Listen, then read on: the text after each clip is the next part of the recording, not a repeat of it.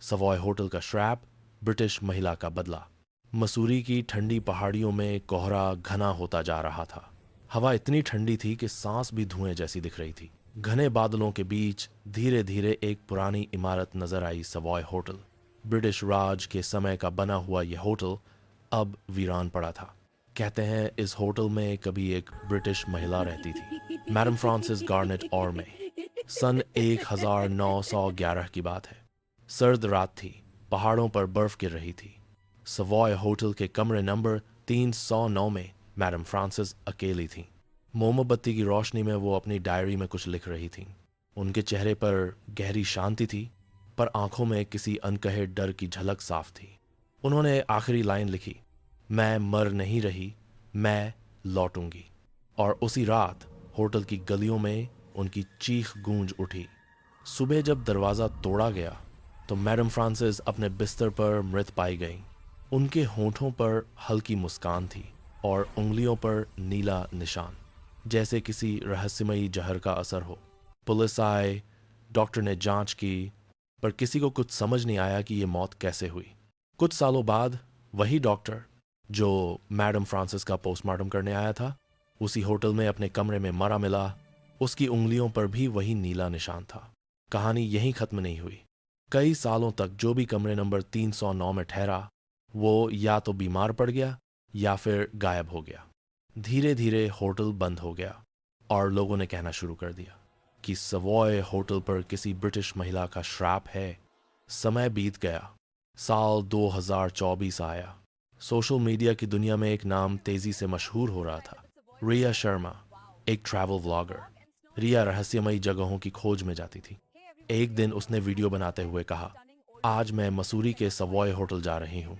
कहते हैं यहाँ आज भी वो ब्रिटिश महिला का साया घूमता है। देखते हैं सच क्या है। रिया होटल पहुंची। बाहर ठंडी हवा और कोहरा, पुराने गेट पर जंग लगा ताला और चारों ओर खामोशी। वो कैमरा चालू करती है। ये है वो जगह जहां 100 साल पहले एक रहस्यमयी मौत हुई थी। होटल का दरवाजा चढ़ चढ़ की आवाज के साथ खुलता है। अंदर धूल, टूटी खिड़कियां और हवा में सड़न की गंध। रिया सीढ़ियां चढ़ती है। तीसरी मंजिल पर जाते हुए लाइट झिलमिलाने लगती है। गलियारे में दीवारों पर पुराने पेंटिंग्स टेढ़े लटके हैं। रिया बुदबुदाती है, कमरा नंबर 309 यही है। वो धीरे से ताला खोलती है।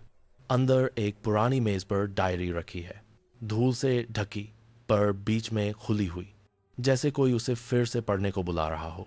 रिया कैमरा पास लाती है, डायरी अपने आप खुलने लगती है और पहले पन्ने पर वही वाक्य लिखा दिखाई देता है, मैं मर नहीं रही, मैं लौटूंगी।